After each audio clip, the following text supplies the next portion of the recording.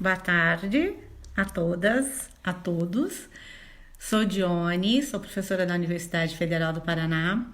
Junto com a professora Sabrina, estarei nesse momento fazendo uma live, né? Estaremos fazendo uma live com vocês agora, para que nós possamos discutir como nós podemos ajudar, cuidar, apoiar as pessoas que estejam numa situação de risco para suicídio. Lembrando a todas e a todos que nós estaremos com vocês, eu e a professora Sabrina, num período de 2h30 até 4h30, de 2h30 às 3h30 aqui na live, e de 3h30 às 4h30 nós abrimos um outro lugar para conversar. Olá, Sabrina! Olá, Dione. Tudo jóia? Tudo bem? Hoje a gente tem um tema leve, né? Pois é, um tema super leve. Estava explicando para eles, Sabrina, que nós vamos ficar com eles das 2h30 às 3h30 aqui na live. 3h30 a gente vai para uma outra plataforma e nessa plataforma a gente continua por um período de até 1 hora para a gente tirar dúvidas, conversar outras temáticas, né, que tenham interface com a nossa questão de hoje. E queria lembrar a todos, como já falamos das outras vezes, né, Sabrina, que a gente tem muito respeito com tudo que for tratado aqui. Nós queremos ter esse espaço como espaço de acolhimento, lembrando que faz parte de uma estratégia da universidade dentro do projeto Convida, que é o Você Importa, onde nós pretendemos tratar das questões que envolvem a saúde mental nesse período em que muitas vezes precisamos ficar em afastamento físico nesse momento, né? E queremos tratar desse tema abrindo também a possibilidade para as pessoas que desejarem aprofundar ou que quiserem depois algum olhar individualizado, num atendimento online, numa escuta, né? Que a gente também tem essas possibilidades pelo projeto, né? No final a gente passa para vocês uma avaliação e aí vocês vão poder também trazer outros aspectos que queiram, né?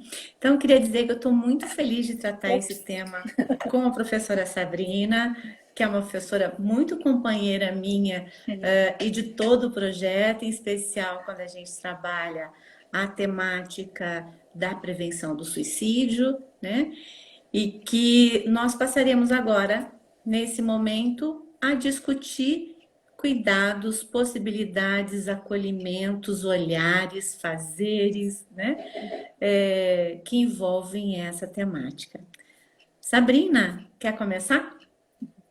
Obrigada pelo convite. É um prazer estar aqui de novo com você, Dione. A gente está tentando organizar a agenda e calha que a gente consegue sempre combinar os horários.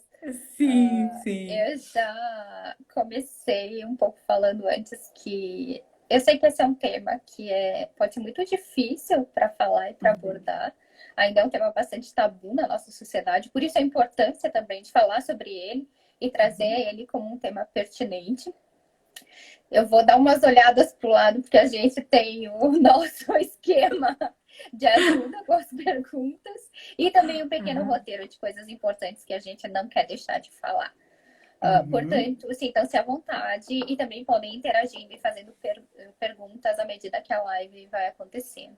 A primeira coisa que eu queria comentar é que a gente precisa estar ali com a pessoa. E se a gente suspeita ou acha que tem alguém que está numa situação em que está contemplando o suicídio ou está dando a entender que isso é algo que tem passado pela mente, a gente deve conversar sobre isso. É super importante a gente falar sobre esse assunto e dar esse espaço para que a pessoa possa falar sobre isso. Até porque, como é um tema muito tabu na nossa sociedade, as pessoas não costumam ter muito espaço para falar sobre isso. Então, é muito bem-vindo que a gente possa estar ali, mesmo que agora nesse cenário virtualmente, mas que a gente reserve um tempinho para poder conversar. E aí significa também que a gente provavelmente vai escutar um pouco mais do que falar. Ainda mais se a gente quer que a pessoa possa falar daquilo que ela está vivendo. Um outro aspecto muito importante é tomar cuidado para a gente não banalizar o sofrimento do outro. E não vir já com soluções ou respostas do que, por exemplo, pode ter funcionado para mim, na minha vida, mas não necessariamente vai funcionar para o outro. Então, provavelmente a gente vai ter que se controlar um pouco, refrear um pouco essa vontade que a gente tem, às vezes de logo querer ajudar, ou às vezes logo querer fazer alguma coisa pelo outro. E não significa que a gente não vai fazer e que a gente não vai ajudar, por exemplo. Coisas que dá para fazer é fazer perguntas, principalmente perguntas que ajudam a pessoa a refletir sobre si mesmo, a identificar seus próprios sentimentos, a conseguir, às vezes, ter uma percepção maior, ampliar. À medida que a gente vai falando também, a gente vai se dando conta de muita coisa. Então, conseguir colocar isso em palavras e conseguir colocar em palavras um tanto que é um sofrimento, que pode estar ali numa mistura de sentimentos e sensações, também ajuda muito. Já é algo benéfico. Então, o primeiro recado é: não tenha medo de conversar. Não tenha receio de falar sobre isso. Sabrina, eu queria muito reforçar isso que você está falando, porque quando a gente trabalha com as pessoas e traz essa temática, o primeiro temor das pessoas é que, se elas abrirem a conversa, elas estarão dando ideia para o outro, né? Sim. Então, essa é a primeira coisa que a gente precisa tirar. Isso é um mito, é ao contrário. Na hora que a gente é capaz de perceber que o outro passa por um sofrimento que tem essa condição, é porque nós somos sensíveis e de alguma forma nós conseguimos captar. Talvez ele tenha dado essa mensagem a tantas outras pessoas e as pessoas ficaram ou temerosas ou elas não quiseram escutar isso. E quando a gente foi capaz de identificar, isso já é um potencial. Né? Quer dizer, a gente já está na mão com uma preciosidade, a gente foi capaz. E aí a gente derruba um mito, e é exatamente isso que você faz, né? Que você trouxe para a gente, o quanto é importante abrir esse canal de comunicação com o outro, permitir que toda essa dor seja mediada pela palavra, né? E aí a gente consegue afastar um pouco esse risco e nos fortalecer no cuidado dessa pessoa. E isso, Johnny, até para reforçar, tem muito estudo científico mostrando que a gente não consegue colocar essa ideia na cabeça de alguém que já não está contemplando isso, mas a gente consegue abrir espaço para quem está pensando nisso já. E isso é extremamente importante, porque fazer isso tem efeito terapêutico.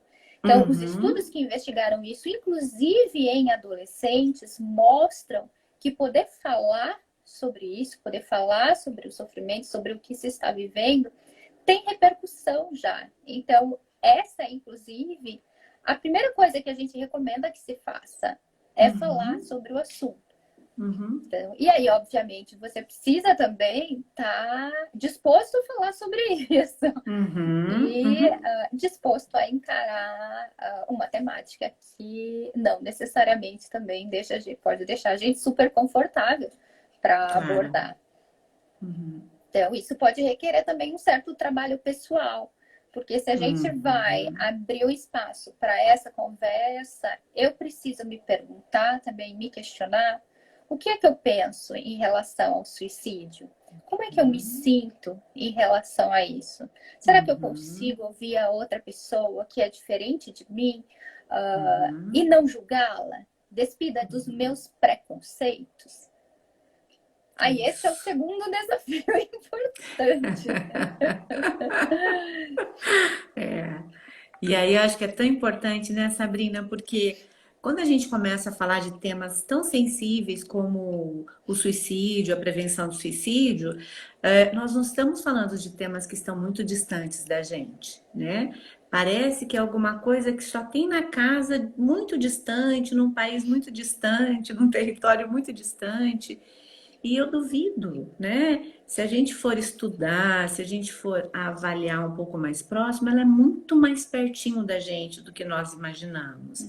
Às vezes não exatamente um suicídio, né? Uma consumação dele, mas várias tentativas, pessoas muito próximas, né? Então, eu acho que quebrar esse tabu, né? Algumas pessoas estão colocando aqui, puxa, quebrar o tabu de falar sobre isso. É exatamente isso, né? É um tema que traz, às vezes, um sentimento de vergonha, de culpa, de raiva, e por conta desses sentimentos, nem sempre é vislumbrado, nem sempre é podido falar sobre ele. Às vezes ele fica tão escondido como é escondida as outras violências, né? A violência sexual, por exemplo. E aí ele não tem como ser cuidado. Enquanto a gente não puder, de uma forma respeitosa, trazer o tema, como é que a gente vai poder trabalhar essa dor, né? Então, fundamental que a gente possa fazer esse cuidado, esse olhar e abrir a temática, porque ela é pertinho da gente, ela não é tão distante. Tem um outro aspecto que eu queria falar, que daí tem a ver com o que não fazer. E Legal. muitas vezes a gente estimula que se fale, mas também tem, por exemplo, às vezes muitas frases que a gente ouve, inclusive de profissionais da área da saúde, que é no sentido de achar que, por exemplo, mas quem fala, quem diz que vai se matar, não necessariamente vai fazer alguma coisa. Não é bem assim. A gente tem uma série de estudos de longo prazo, de segmento, que mostram que muitas pessoas que fazem tentativas de suicídio acabam morrendo por suicídio. É cerca de 1/3 dessas pessoas. E a gente não tem critérios super específicos ou algo que defina ou que consiga fazer essa predição para saber exatamente qual é o conjunto dessas pessoas que vai morrer por suicídio. Então, não dá para levar de uma forma leviana e achar que porque a pessoa falou, ela não vai fazer nada. Eu já trabalhei no SAMU e às vezes acontecia de ter situações, por exemplo, de alguém estar se expondo num local e você vê uma multidão se formar e aí começarem a gritar coisas que podem estimular mesmo a pessoa a fazer algo contra ela mesma. Então, isso a gente, obviamente, não recomenda que se fala, porque isso de fato estimula. E aí vira uma coisa meio desafio também para o outro. Então, esse tipo de atitude é muito ruim. Isso realmente a gente não quer que aconteça. Tem um outro aspecto importante que tem muito a ver com expressão de sofrimento que eu separei, mas separei também para fazer uma distinção, que é em relação à questão das autolesões e automutilações. Ah, legal, bem legal. Porque a gente vê isso principalmente em adolescente. E aí isso pode ser extremamente assustador. Ainda mais se você é mãe e pai de um adolescente e você descobre e de repente vê teu adolescente cheio de marcas, de cortes, muitas vezes superficiais. E por que eu separei para falar disso? Para a gente fazer uma certa separação que a gente faz, ela existe, para não tratar também tudo como tentativa de suicídio. Ótimo. Quais são características importantes dessas autolesões? Em geral, você não tem uma ideação suicida. Então, por isso é muito importante conversar também para entender o que é que está se passando ali. Se alguém faz um corte e está fazendo aquilo pensando que pode morrer, com a intenção de acabar com a própria vida, isso é um cenário bem preocupante, obviamente. Essa pessoa está contemplando o suicídio. Agora, tem muita gente que faz um corte para alívio, para provocar um certo alívio de tensão, E isso também, muitas vezes, pode ser para sinalizar que o sofrimento está muito intenso. Ou, por exemplo, às vezes eu tento comunicar meu sofrimento e eu não me sinto ouvido também. Mas quando você provoca uma lesão no corpo, um corte, e tem um sangue ali, por exemplo, muitas pessoas descrevem que aí sim, isso comunica algo diferente. E as pessoas entendem que é algo sério. Então, é importante levar isso em consideração também, porque pessoas que fazem daí autolesão ou automutilação de um modo repetitivo, parece que tem sim um risco maior daí em relação ao suicídio. Mas isso não é automaticamente sinônimo de uma tentativa de suicídio. É importante Uhum. entender o que está acontecendo e, obviamente, conversar e explorar sobre isso com essas pessoas. Uhum. E aí, né, Sabrina, tudo vai nos ajudando a partir do momento que a gente abre a conversa. E quando a gente consegue abrir essa conversa, é possível fazer essa avaliação que você trouxe. Se é uma, um desejo de morte ou se é um desejo de comunicar. Olha, eu passo por um momento muito difícil, olhem para mim, né? E na medida em que eu me machuco, eu me alivio. Então, é preciso que a gente tenha essa clareza, porque são duas conduções diferentes. Mas que essa pessoa, na mesma situação, ou de tentativa, ou de corte, para poder aliviar e denunciar o sofrimento, ela está pedindo ajuda. E aí eu acho que é fundamental, né, que a gente, enquanto equipe, se prepare para isso, porque é tão desqualificador das pessoas dizerem que elas estão fazendo isso para chamar atenção, né? Quer dizer, um momento de extrema dor e você ainda ter a sua dor desqualificada, né? Ainda mais quando você é jovem, quando você é adolescente, e às vezes tem tanta dificuldade de verbalizar, e quando você verbaliza, você é desqualificado. Né? Isso é um horror. Eu vi que alguma pessoa acabou de perguntar, e aí, como falar, né? Como abordar? Eu acho que a primeira recomendação é a gente vai abordando à medida que a gente vai percebendo também a abertura e o grau de intimidade que a gente tem com a pessoa, obviamente. Se a gente percebe ou está desconfiado de alguém que não é tão próximo, mas se preocupou por algo que às vezes a pessoa postou, por exemplo. Uhum, Agora, como a gente está vivendo muito no virtual, uhum, às vezes é isso que chama, que nos chama a atenção, né? Não é necessariamente uhum, porque a gente está vendo aquilo acontecer.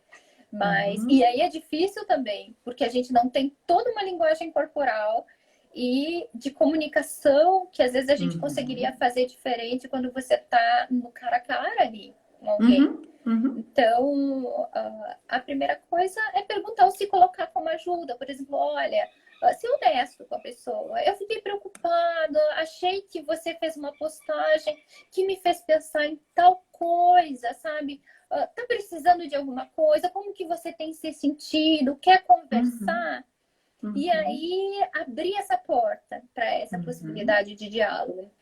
Alguém que não uhum, está bem, que está muito angustiado e que está sem conseguir falar sobre isso, em geral, entende isso e costuma dizer: Nossa, sabe, quero sim, poxa, que bom uhum, que você falou, estava uhum, precisando. uhum, Alguém que de repente absolutamente não percebeu que a sua postagem podia ter dado a entender isso e não está contemplando esse tipo de coisa, provavelmente vai te responder igual acontece quando a gente pergunta cara a cara para algumas pessoas e elas não pensam nisso. Elas falam, nossa, não, sabe? Do tipo, uhum, poxa, uhum, deu essa impressão, sabe? Não era uhum. isso. Ou, por exemplo, às vezes tem gente que se sente um pouco ofendido dependendo da forma Sim, como a gente pergunta. Mas é sim. melhor perguntar do que não perguntar. Uhum, E como a gente estava falando, e aí principalmente em adolescentes, que são perguntas que estão surgindo, os adolescentes costumam buscar a ajuda dos seus amigos, dos seus pais, uhum, muito parecido com uhum, a gente. Só que quando a gente é adulto, a gente já tem uma série de conhecimentos também em relação a profissionais, aquilo que a gente tem de possibilidades. E querendo uhum, ou não, problemas da ordem saúde mental ainda são fortemente estigmatizados. Então, é mais difícil um adolescente ir procurar, por exemplo, uma ajuda de um profissional. Em geral, se tem uma certa resistência para isso. Então, o que é que se sugere? É que a gente, enquanto amigo, esteja mesmo disponível e que a gente invista nesse tipo de conversa que a gente está tendo também, para que as pessoas se sintam minimamente confortáveis para falarem sobre isso. Não quer dizer que você vai ter que resolver tudo. Não quer dizer que você vai assumir, por exemplo, o cuidado do outro como se fosse um profissional. Mas quer dizer que você pode atuar como um amigo preocupado, responsável e que pode facilitar enormemente a ajuda de alguém. Então, esse apoio que os pares podem dar é super importante. E às vezes pode vir através de um apoio concreto. Por exemplo, não de necessariamente ajudar, ou reforçar estigma em relação ao outro, dizendo, nossa, acha que você tá ficando louco mesmo, né? Tipo, é psiquiátrico, sabe? Às vezes mais afasta. Internar! Nossa, já vou te internar, né? Isso acho que é o que faz as pessoas mais correrem para o outro lado daí. Sim. Então, é justamente o oposto, ter essa abertura. Sabrina, eu queria de novo, né, trazer isso, que é tão importante isso que você está falando, dessa possibilidade do cuidado entre os pares, né, quando a gente pensa que isso pode estar acontecendo entre os adolescentes, porque às vezes a gente tem um preconceito que inclusive envolve a escola. Ah, não vamos falar sobre isso, isso não é um tema da escola, esse é um tema da psiquiatria. Isso é uma coisa só do psicólogo, né? E aí a gente perde uma série de oportunidades.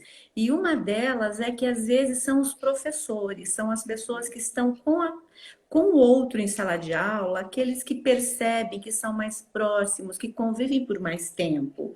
Então, na medida em que a gente passa a tratar esse tema para além do campo da saúde, e a gente passa a tratar esse tema no campo da intersetorial, a gente pensa isso na escola, a gente pensa isso na assistência social, é uma forma da gente acolher, né? Quer dizer, na medida em que o meu amigo de sala percebe que eu estou diferente, que eu estou postando coisas e ele acolhe, ou ele pelo menos sinaliza para o professor, professor, eu acho que o nosso companheiro de sala aqui está num momento mais difícil. Quer dizer, a gente começa a estruturar uma rede, a gente começa a encontrar outras pessoas também que fazem parte desse cuidado, né? A escola é super importante, Joane. Fundamental, e aí é tão legal a gente pensar que esse tema, ele não pode ser um tema da saúde mental. Ele é um tema de todos nós, né? E se a gente conseguir partilhar esse tema delicado, sensível, singular, nos diferentes campos, a gente consegue ter um impacto sobre ele, porque nós não vamos encontrar essa saída numa saída que seja dirigida a um profissional, ao psiquiatra ou ao psicólogo. E é muito assustador, às vezes a gente escuta as pessoas, olha, não tem o que fazer porque a gente não tem psicólogo, não tem psiquiatra. Ei, a gente tem ouvido, né? A gente tem olhares, a gente tem outras formas de cuidar, de perceber, né? Então, fundamental isso. Eu queria fazer um gancho disso que você está falando e já unir com várias perguntas que eu vi que surgiram ali e que eu tinha anotado aqui também para falar, que é super bem estudado a questão do apoio social como o maior fator protetor em relação ao suicídio. E aí, lembrando que o suicídio é algo complexo, que não é exclusivo de uma única área do conhecimento. Ele perpassa muitas áreas, então não tem como a gente tratar a partir de um único olhar. E sentir essa conexão entre indivíduos, ter uma proximidade, é importantíssimo também para a decisão das pessoas continuarem vivendo. E isso falando em estudos tipo, de 40, 50 anos depois. Eu vi que várias pessoas pediram coisas de estudos Vai ficar Uhum. muito chato se eu abrir meu computador e ficar falando, tipo, olha, leia tal artigo, leia não sei o quê. Mas se depois vocês quiserem, a gente pode fazer uma seleção do tipo, Aham, e aí postar, que eu acho que fica mais fácil. Mas aham. seguindo nessa questão do aspecto do apoio social, por que eu quis trazer isso? Porque daí mostra o quanto é importante o nosso papel enquanto sociedade. E Uhum. aí a gente precisa pensar, principalmente agora, que a gente está nessa questão do isolamento físico, e não é à toa que se reforça muito que a gente está isolado fisicamente, mas a gente precisa Uhum. manter nossas conexões socialmente, Uhum. porque a gente sabe o Uhum. quanto que isso faz diferença. E Uhum. aí a gente precisa pensar também que como a gente está numa sociedade, a gente faz parte disso. Então, são as nossas ações também, enquanto pessoas, que vão dando essa cara maior. Porque tem muita gente que Uhum. às vezes pensa, ah, mas é social, é um corpo, fica um troço meio abstrato, e aí não se dá conta do quanto que as nossas ações também têm reflexo nisso e vão Uhum. conformando essa questão da sociedade. E aí eu queria retomar a questão do preconceito, e aproveitando que esse é um mês super importante de luta, e agora a gente está num momento escancarado, não só no nosso Uhum. país, mas mundial, isso tem um peso grande também. Uhum. Preconceito, estigma. Então, a gente sabe que população LGBTQ é uma Uhum. população muito mais vulnerável, que tem taxas maiores de suicídio. Uhum. Povos originários. No nosso Uhum. país, que é muito grande, se a gente pega um índice geral de taxa de suicídio, isso não é tão representativo, mas se a gente pega índices específicos, por exemplo, de várias etnias, a gente vê que são super altos, que são comparados Uhum. a níveis de taxas de países nórdicos, por exemplo. Sim. Então, a Uhum. gente precisa realmente tomar cuidado com isso e ir pensando que tipo de sociedade mesmo que a gente quer. Então, como que a gente pode também ir refletindo em relação à forma como como eu me relaciono com as outras pessoas e o que é que eu estou reproduzindo, que impacto que isso pode ter também na vida do outro. Uhum. E Uhum. aí, um último dado em relação a isso é que tem um estudo que é muito recente, ele foi publicado esse ano, inclusive, e ele mostra que, por exemplo, a legalização de casamentos do mesmo sexo, que é um estudo tanto da Suécia quanto da Dinamarca, Uhum. mostra que isso veio associado a uma taxa de diminuição de suicídios. Sim. Então, do quanto que isso também vai fazendo diferença. E eles Uhum. acreditam que isso aconteceu por causa da redução do preconceito e do estigma Uhum. direcionado a essa população. Uhum. Sabrina, eu queria só reafirmar isso, né? Porque as pessoas já estão colocando aqui também na live, mas às vezes passa tão rápido.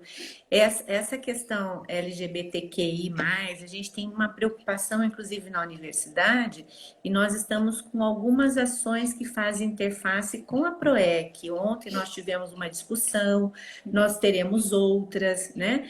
Então, nós vamos depois achar um jeito de deixar no nosso site todas essas possibilidades, tanto de referência bibliográfica, de livros, porque algumas pessoas estão pedindo. Então, eu e Sabrina nos comprometemos a deixar, mesmo que a gente não pode agora. Mas eu só queria lembrar dois nomes, né, Sabrina, para quem está por aí. Quem assim quiser ir procurando coisas, a gente sempre tem o Neuri Botega como uma pessoa que escreve bastante sobre esse tema, que é uma referência para a gente aqui, né? E a gente também tem um e-book da Karen Scaracini, que está disponível, e a Karen ela fez um trabalho do doutorado dela, colhendo histórias de pessoas que cuidam de famílias e de quem sobreviveu ao suicídio também, né? E aí ela tem um livro que está disponível, é um e-book super legal, são 3 capítulos assim, histórias de sobreviventes, né? Família, profissionais, então como os profissionais dizem como eles viveram essa situação também, e as pessoas. Mas assim, gente, só queria dizer para vocês que nós fiquem tranquilos, depois a gente deixa tudo isso para vocês, né? E eu só queria reafirmar uma coisa que esses mesmos já colocaram aqui, a Neliana colocou, né? O Neuri e a Karen. E os livros da Karen estão disponíveis, inclusive, como e-book, é só baixar. E queria lembrar, né, Sabrina, que esse é um tema que a gente precisa acolher muito as pessoas. E a gente precisa trabalhar com o que é de mais sensível. E às vezes é fundamental que a gente vincule a esse nosso grupo também, como forma de proteger e de ajudar a cuidar, os profissionais de imprensa, porque eles precisam lembrar que atrás de cada notícia tem um pai que perdeu um filho, tem um filho que perdeu uma mãe, né? Assim, existem pessoas em dor e, portanto, essa delicadeza é algo que tem que ampliar para as outras áreas que às vezes a gente nem imagina, que é a própria imprensa. E como a Sabrina trouxe naquela situação extrema, né? Às vezes você chega lá e a imprensa chega porque as pessoas estão fazendo provocação a quem está no risco, né? Portanto, sair dessa discussão de um campo de saúde e entrar para todos os campos parece ser um jeito que a gente vai cuidar dessas pessoas de um jeito mais acolhedor. Você mencionou a imprensa e chegou uma pergunta já logo na sequência sobre as recomendações para a mídia. Na época que eu estava fazendo meu doutorado sobre essa temática, a gente elaborou todo um manual para a imprensa, inclusive, porque essa é uma área bastante estudada e que tem muita informação, muito dado, super bem estabelecido.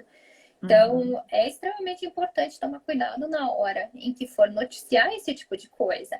Não quer dizer que não é para noticiar, é importante deixar isso bem claro, senão a gente reforça o tabu.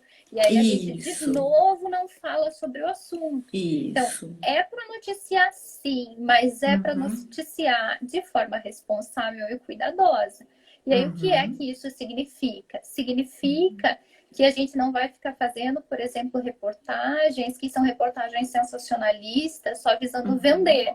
Significa que a gente vai respeitar exatamente isso que a Dione falou. A gente não vai ficar expondo a pessoa ou dando detalhes do tipo que método que ela usou.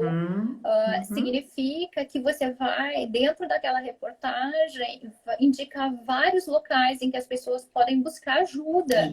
Então, você pode incentivar muito o acesso das pessoas a obterem cuidado de si mesmo. E aí a imprensa pode ter um efeito que é extremamente benéfico.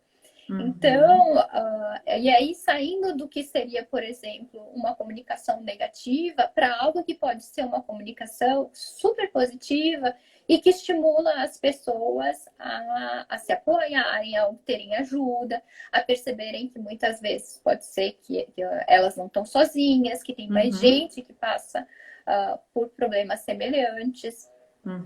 E aí eu não queria deixar para trás uma outra pergunta, que é em relação a como que você chega, sabe? Como que você aborda alguém que está em sofrimento. Mesmo na nossa prática diária, a gente começa do geral mesmo, sabe? De questões específicas. Não tem muito um roteiro para isso, não. É à medida que você vai sentindo e percebendo do que a pessoa vai te dando abertura. Mas a gente recomenda que, se você está preocupado, se isso é algo que você acha que é possível que a pessoa esteja pensando, não deixe de perguntar. Por exemplo, se a pessoa te falou, escreveu algo, dando a entender que a vida não vale mais a pena, sabe? Que ela está meio que se despedindo das coisas. Esses são sinais de alerta. Ou é alguém que, de repente, ficou absolutamente quieto, isolado, não está participando de mais nada, sabe? Às vezes você manda, pode ser tipo uma mensagem, do tipo, e aí, como é que você tá? sabe? É Uhum, assim que a gente vai abrindo a uhum, conversa e o diálogo. E à uhum, medida que isso for desenvolvendo, aí sim a gente vai fazendo perguntas daí que podem ser um pouco mais delicadas, mas que a gente uhum, recomenda fortemente que sejam feitas essas perguntas. Até para você também ter certeza, olha, como será que fulano tá? Será que tá precisando de algo? Ou vai precisar de um apoio maior? Ou vai, uhum, sabe, já abrir essa conversa e falar sobre as dificuldades, de repente vai ser o suficiente para aquela pessoa. uhum, uhum. Sabrina, tem uma pergunta que veio aqui para gente, se a gente tem dados sobre autolesão, né? Então, eu só queria lembrar que quando esses casos de tentativas ou de casos que são de autolesão chegam ao serviço de saúde, a gente tem uma investigação própria, né? A gente precisa fazer essa informação, né?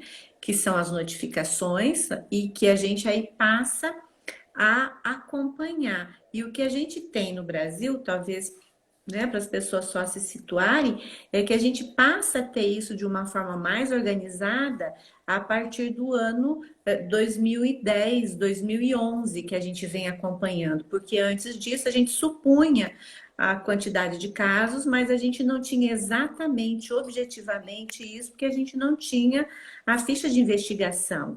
Então, todas as vezes que chegam esses casos nos serviços de saúde, a gente tem a notificação da agressão auto-infligida ou a agressão interpessoal, e a partir daí é que a gente estabelece. Mas, só esclarecendo as pessoas que fizeram a pergunta, a gente tem muito mais casos de notificação de violência contra si no sentido de lesão do que exatamente de suicídio, né? Porque como a Sabrina colocou antes, muitas pessoas chegam ao serviço machucadas, cortadas, mas sem um desejo de morte, sem um desejo de dar fim à sua vida. Na O verdade, é uma nosso, denúncia do sofrimento, né? o nosso sistema de classificação, de notificação, não é tão maravilhoso no sentido de super especificar isso, mas já é super Uhum, importante ter um local de registro e dado de algo que antes não era feito e a gente sabe que ainda assim é bastante subnotificado. Até sim, porque muitas pessoas que, inclusive, fazem tentativas de suicídio não chegam aos serviços de saúde. Mas isso. algumas pessoas fizeram umas perguntas bem específicas. Aqui eu até abri uma aula última que eu preparei sobre isso, porque eu não sou ótima com números. Ah, E alguém perguntou em relação a esses dados de autolesão, especificamente na quarentena. Eu não vi nada, mas também confesso que eu não procurei nada na quarentena. Até vou olhar depois dessa live. Mas a gente sabe que, por exemplo, o início das autolesões costuma ser por volta dos 13 anos. E na uhum, adolescência tem um pico por volta dos 16. A gente sabe que a maioria desses adolescentes vão ter somente um ou dois incidentes. E isso é algo que tem um efeito de contágio. Então, a gente sabe que muitas vezes outros adolescentes na turma, ou por exemplo, uma turminha na escola, a gente ouve muito o professor falar isso. uhum, Poxa, a uhum, gente faz e aí de repente você vê pipocando em vários outros. uhum, uhum, Sim, porque daí isso vira uma forma, inclusive, dos alunos transmitirem sofrimento. uhum, Mas, então a gente tem já tem mais ou menos uma noção de que quem faz essa repetição e os casos que são mais sérios e aí casos preocupantes é uma porcentagem pequena. uhum. Uma outra coisa que, deixa eu só vir mais para frente, que perguntaram em relação à questão da vulnerabilidade. Uhum. Sabrina, Principalmente. Oi, não, fale, não, Jane. depois da vulnerabilidade também tem uma pergunta sobre as pessoas que não aceitam ajuda, né? Sim, já So- tô vendo aqui, tá chovendo pergunta. Tá na lista. Sim, eu ia falar aqui em relação à vulnerabilidade, e aí principalmente para adolescente, adulto jovem, a gente sabe que transtorno mental é um fator de risco. Pessoas que têm insônia, que não dormem bem, isso tem aparecido muito forte na literatura como algo importante a ser levado em consideração. Desesperança. A pessoa ter feito uma Uhum. tentativa de suicídio prévio é um sinal importante Uhum. também. E aí, aquilo que eu Uhum. mencionei antes, populações minoritárias que sofrem enorme Uhum. preconceito, são populações vulneráveis, história de abuso físico, sexual. Eu até Uhum. tinha colocado na minha lista aqui como algo importante, e isso sim a gente já tem muito dado mostrando que aumentou na quarentena, Sim. principalmente com mulheres. Uhum. Então, isso é algo que é super importante também, enquanto sociedade, a gente ter instrumentos e garantir que essas pessoas tenham acesso a possibilidades de cuidado e a possibilidades Uhum. concretas para tentar sair dessa situação e para conseguirem pedir ajuda. Uhum. E aí, Sabrina, pode falar, Johnny, senão eu eu vou. só queria lembrar, tem um monte de coisas aqui, mas talvez queria só lembrar, né? Talvez ajude para as pessoas que não são da área, que estão aqui conosco, que a gente até costuma brincar com as letras D, né?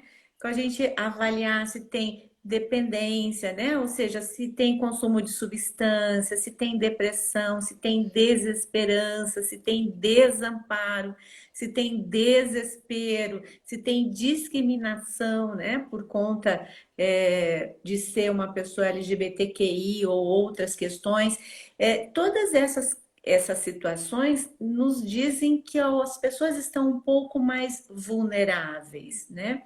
E aí, lembrar que a gente nunca vai conseguir entender as situações do suicídio de uma forma que seja geral, ela é sempre específica, ela é sempre um caso muito delicado, ela é sempre singular, né? Então, o que serve para um não serve para o outro, o que é motivo para um não é motivo para o outro, né? E aí a gente às vezes fala, ah, mas as pessoas tinham tudo. É porque a gente está vendo as pessoas por fora, a gente não está sabendo que elas passaram por essa violência, que ela tem essa marca na sua vida, que ela tem uma situação que a deixou extremamente vulnerável, que ela nunca pôde abrir. Quer dizer, nós não conseguimos entender as pessoas se a gente ficar só no que a gente vê por fora ou tentando adequar a uma regra para todo mundo, porque não existe uma régua para a dor. A régua da dor ela é muito própria, ela é muito específica, ela só faz sentido para mim, ela não faz sentido para o outro, né? Então, lembrar que não tem como a gente pensar algo que seja para todos. E eu também queria lembrar, né, que a gente, talvez alguns não vão nos acompanhar na próxima hora, Sabrina, e eu já quero deixar aqui o número 188, né, que as pessoas podem acessar, porque tem pessoas que só querem abrir para um desconhecido. Porque uma das perguntas é essa: como é que eu faço? Eu percebo, ele não me deixa, ele não abre. Tem pessoas que não querem abrir, a gente vai ter que respeitar isso.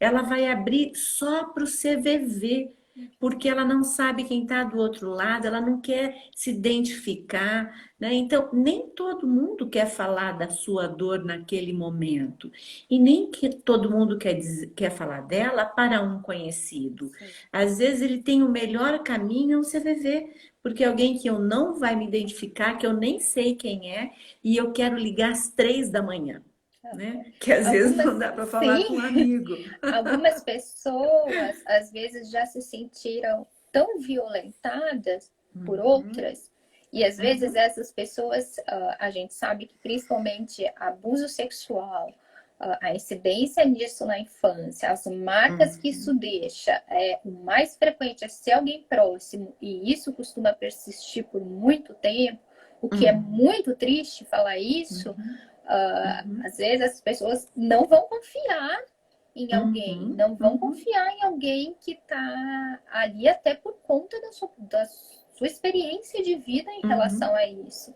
Então, ter hoje uhum, em dia, por exemplo, o CVV com um telefone que você não precisa revelar quem você é, que você sabe que aquela pessoa não vai interferir diretamente na tua vida, mas pode te ajudar, é super importante o trabalho. E é importante a gente poder divulgar isso também. Então, a gente também precisa ser capaz de respeitar e entender que tem coisas que talvez a gente não vai saber daquela pessoa, e aí toma cuidado para a gente não julgar também o que o outro está fazendo. A maioria das pessoas com quem eu me deparei que não confiavam é porque já tinham sofrido muita violência ao longo das suas vidas.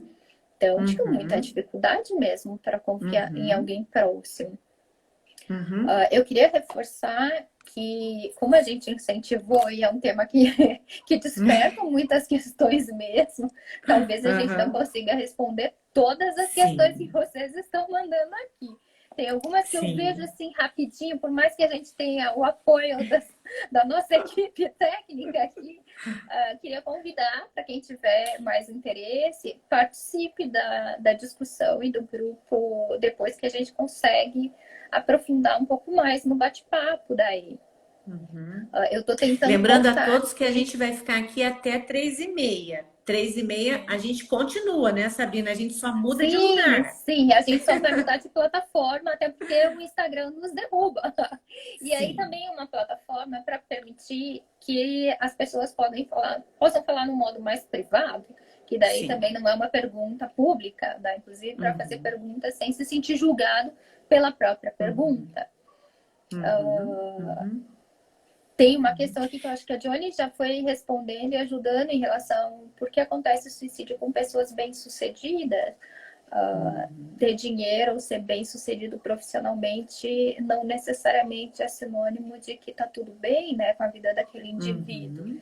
Então, muitas vezes é isso que a gente vê. Às vezes a gente não sabe a história por trás e a gente vai num caso a caso.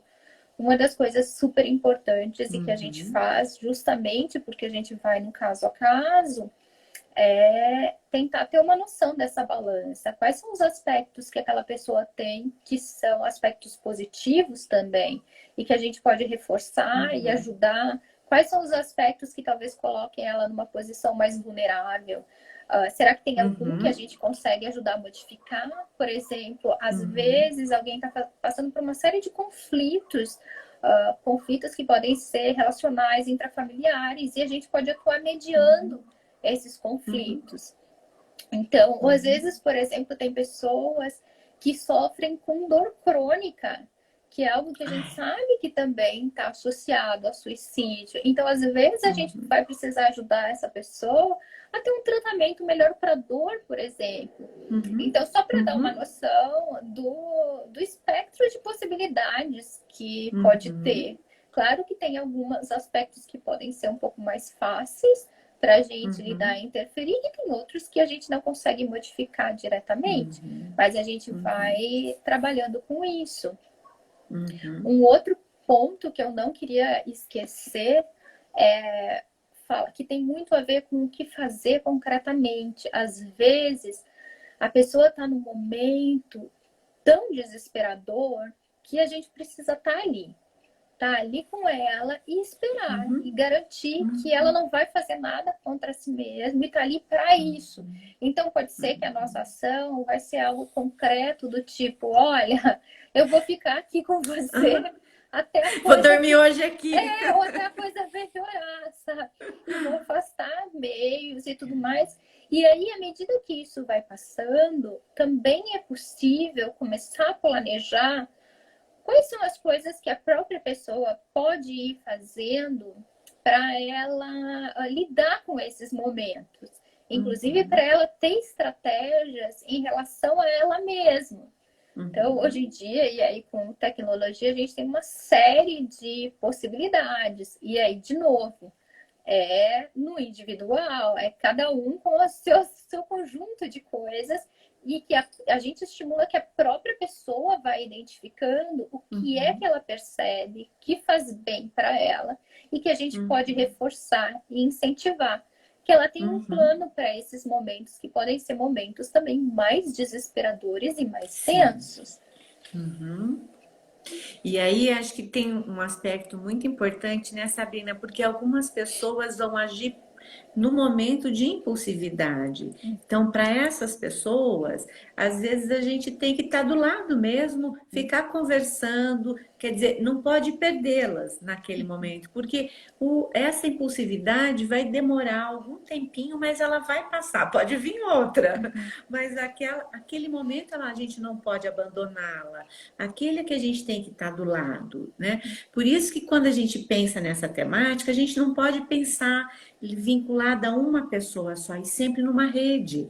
Quem que é que ela tem de mais próximo? Quem é um amigo com quem ela partilha? Quem que ela permite colocar nessa rede, né? E até ajudá-la dentro disso que você estava falando dela identificar recursos, né? Ajudá-la a perceber que talvez não seja a primeira vez que ela tenha passado por isso e que ela deu conta, quer dizer, que estratégia ela tem recursos, ajudá-la a reconhecer esses recursos. Às vezes as pessoas estão tão vulneráveis que elas não são capazes de identificar a sua potência. E quando a gente ajuda elas a identificarem essas potências, né, elas vão dar conta e elas vão se sentir fortalecidas para aquele momento em que novamente vier essa impulsividade. E se a gente estiver ali, às vezes a gente segura no telefone, às vezes a gente segura numa conversa, num bate-papo mediado por tecnologia, mas a gente vai ter que ficar próximo em alguns momentos, né? Não vai ter como. E Tem alguém que lembrando. comentou rapidinho, quando você estava falando, dos animais de estimação. Sim, eles ajudam também. Isso é algo que a gente pensa também, as pessoas costumam falar. Aham, aham. Os animais que possam apoiar, né? Quer dizer, Sim, nesse por exemplo, momento. pode ser uma fonte de relaxamento e também de cuidado para as pessoas que Sim, ficam também conectadas ao animal de estimação. E isso é um fator protetor também mesmo. é. Lembrar disso, né? Que cuidar do outro também é um jeito de se cuidar, Sim. né? É um jeito bem legal. Sabrina, a gente vai estar encerrando daqui 3 minutos, né? Porque a gente vai ter que ir para outra. Mas eu queria lembrar uma coisa, né, Sabrina, que nesse momento em que nós estamos vivendo um pouco mais afastado, algumas pessoas estão submetidas à violência, como Sabrina colocou antes, especialmente as mulheres. E eu queria lembrar mulheres que às vezes estão convivendo com agressores, porque a gente tem visto o aumento do feminicídio, e lembrar dois grupos que geralmente ficam assim nos extremos, que são as crianças e que são os idosos, né? E que às vezes a gente desqualifica a fala deles, achando que eles estão confundindo, que eles são pessoas que fazem confusão, que não, vamos qualificar a fala das crianças e dos idosos que podem estar numa condição de extrema violência, né? Então, queria lembrar também desse grupo. Fala, Sabrina, para a gente encerrar e ir para Eu outra. não sei nem por onde encerrar, porque eu achei que ficou muita Verdade. pergunta ainda. Eu ia falar que tem alguém que perguntou principalmente da questão da internação. Ai, Ah, legal. a Fale. gente, o recomendado é que a gente evite ao máximo fazer algo contra a vontade da pessoa. Uhum. Olha, eu tenho muito tempo de atuação como psiquiatra. Eu nem quero revelar aqui quanto tempo já. Até porque eu fui fazer as contas, assim, acho que já passam dos dedos da mão, gente. Mas eu nunca precisei fazer uma internação involuntária nesse sentido. A maioria das pessoas, à medida que você vai conversando, avaliando, e a pessoa mesmo vai refletindo, quando é uma situação muito difícil, em geral ela pede ajuda. E também é possível fazer muitos arranjos para fazer um acompanhamento também, que independe de internação. A internação por si própria não significa também que vai resolver todos os problemas. Não quer dizer que vai mudar todo esse cenário. Então, a gente também precisa considerar quais são as expectativas que a gente está colocando nessa internação, porque também não adianta só internar e afastar a pessoa, às vezes, daquela circunstância, daquela problemática que ela está vivendo, e depois, e aí também não trabalhar com isso, e de repente ela sai da internação e volta para tudo isso de novo. Então, é algo que precisa ser muito bem construído. O que a gente sabe que faz muita diferença é ter essa coordenação do cuidado, igual a Dione comentou também. Quando você tem alguém ou tem pessoas que estão passando por situações muito difíceis ou fizeram uma tentativa de suicídio, a gente também ser mais proativa em relação a isso e, por exemplo, enquanto serviço de saúde, se comunicar, poder ligar, por exemplo, para a pessoa, sabe? Ou se ela não veio no atendimento. Então, articular esse cuidado ou ter alguém também responsável em relação a isso, a gente sabe comprovadamente que também faz diferença e tem impacto em relação ao suicídio. Mas fica o convite para a gente continuar a discussão. E se a gente não respondeu alguma das suas perguntas, por favor, é mais importante ainda que você participe dessa segunda fase, que a gente promete tentar responder. Sabrina, eu queria, antes da gente sair aqui, algumas pessoas estão falando, né, trazendo questões sobre o sentimento delas quando elas estão vivendo com essas pessoas e por terem acompanhado ou estarem vivido com pessoas que tentaram ou que consumaram o suicídio, né? Queria lembrar que a gente a gente parte do princípio que o suicídio é possível de ser prevenido, né? Então, é possível preveni-lo. Essa é a nossa premissa. Mas eu queria lembrar também que mesmo algumas pessoas cuidadas no psicólogo, com afeto dentro de casa, com rede social, com empenho espiritual, algumas pessoas escapam, algumas situações a gente não consegue segurar.